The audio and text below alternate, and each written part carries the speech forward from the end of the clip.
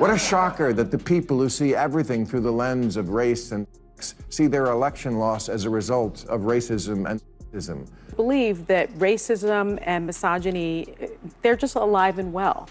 But that's not, it doesn't say I'm white, I voted for Donald Trump because of racism. That's not what stat. What stat are you talking about? First it was Morning Joe, and now Bill Maher has found himself squarely in the crosshairs of The View, more specifically, of Sunny Hostin, who seems to be on a collision course with just about everyone these days.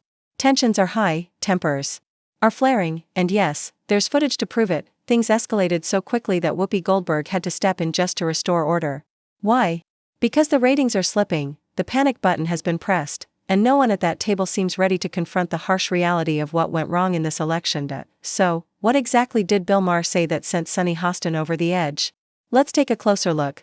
Someone must tell the usual suspects on the far left that the saying is, when you're in a hole, stop digging. You just lost a crazy contest to an actual crazy person. What a shocker that the people who see everything through the lens of race and see their election loss as a result of racism and sexism. Yes, if only we weren't so irredeemably unenlightened, we would have elected a black president by now. Oh, what, we did? Asked if racism is built into our society. White progressives agreed with that at higher levels than black and Hispanic people. They don't want your pity. And black people can't afford to indulge rich white people's need to endlessly flagellate themselves. They just want prices to go down and good jobs and the police when you call them. Well, if he's right, then why didn't people vote for the former prosecutor who actually had policy plans to help the working class? I mean, you know, again, I got my popcorn. I don't know why people did what they did. I see all these reasons, and so, okay, time will tell. But what do y'all... Let me be crystal clear. What he said was right, plain and simple. There's nothing complicated about it. Honestly, when are they going to get it? They keep insisting it's all about identity politics, but the moment we call that out, they flip the script and say, no, it's the Republicans who are playing identity politics. So which is it? Make it make sense, and look, even if I gave Whoopi the benefit of the doubt, let's say, for the sake of argument, that she actually had a plan, the reality is she didn't follow through. Not as vice president. And Joe Biden didn't get it done as president either. So why should I gamble on someone promising the same things they already had the chance to deliver and didn't? Sorry, but no thanks. I just, I know that as a country, it's very difficult for people to believe that racism and misogyny, they're just alive and well. I think that we don't want to think that about ourselves, our neighbors, our friends, but it's my lived experience tells me that it does still exist, even if your lived experience doesn't tell you that it exists. And the facts support that. I think we have a graph. If you look at there's a clear racial divide in who voted for Trump as opposed to who voted for Kamala Harris. It's very clear. It's not only clear by race, but it's also clear by education. And so the notion somehow that is not true, this is by education. Those who attended college voted for her at a higher degree than those that didn't. But I think I've you're said missing that. his point. Let me just finish. And so I've said that before, and there was so much backlash because I think it's an uncomfortable, inconvenient truth about this country. No, this isn't some inconvenient truth. The reality is your perception of the truth is simply wrong. And here's why. Just because we analyze voting patterns by race or education level doesn't automatically mean those voters are racist. If anything, it often points to something far more complex. Take Joe Biden's numbers from 2020, for example. They were significantly stronger than Kamala Harris's. That fact alone undermines your entire argument. Biden, a white man with a well-documented history of racially charged remarks, including the infamous, "If you don't vote for me, you ain't black," still outperformed Harris. So ask yourself this, if racism were truly the driving force, would that have happened? Is it really about racism, or is it about something else entirely?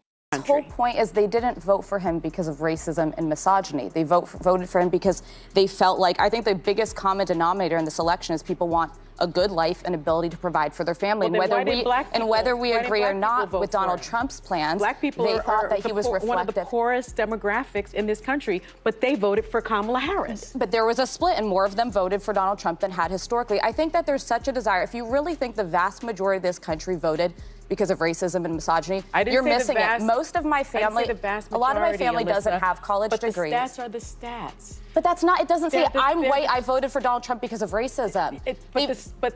That's not, let me just ask, what stat are you talking about? Let me just dissect the two. Yes, you can. There's a lot more. Hold on. Calm down, everybody. Just take a breath. Take a breath. Okay, listen.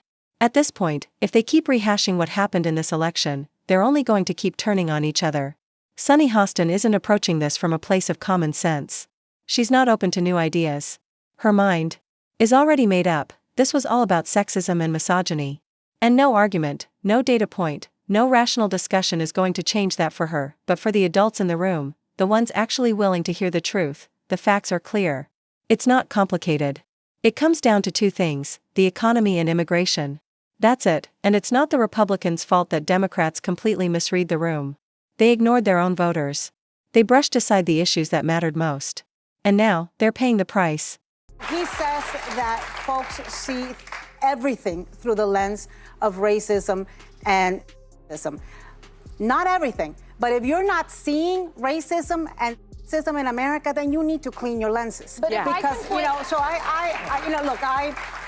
this is something that I also find interesting, that when Democrats and liberals talk about racism, it's immediately labeled as identity politics, which has a negative connotation. It's a term that Republicans have coined, and it's been very effective. But when Donald Trump goes to Miami and talks to Cubans, that's not identity politics. When Donald Trump goes to Dearborn, Michigan, and promises Arabs something, that's not identity politics. When he goes to Jews and promises them the opposite, that's not identity politics. Here's the difference. When Republicans do outreach, it feels genuine. It's not wrapped in layers of woke ideology, it's grounded in something much simpler, common sense. It makes sense to meet people where they are, to show up, to connect. That's exactly what Trump did. He went into communities Republicans had often ignored because he was trying to present himself as a president for everyone. And whether you like him or not, he showed up. He made the effort. Now, let's be honest, Kamala Harris was a weak candidate. She had vulnerabilities everywhere. And in politics, you go after your opponent's weaknesses. That's not cruelty. That's strategy. Politics is a competition, and Harris gave her opponents plenty of openings. Here's the more grounded, common sense view. Yes, racism and misogyny exist in America. There's no question about that.